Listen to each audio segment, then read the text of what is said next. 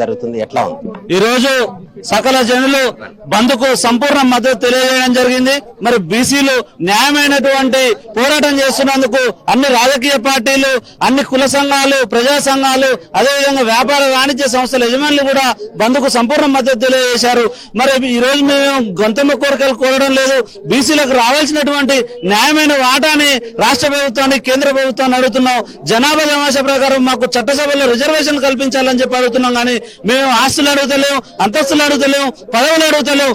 మా 75 సంవత్సరాల స్వాతంత్ర దేశంలో ఇప్పటి వరకు కూడా కొన్ని బీసీ కులాలు అసెంబ్లీలో అడుగు పెట్టలేదు, పార్లమెంట్ లో అడుగు పెట్టలేదు.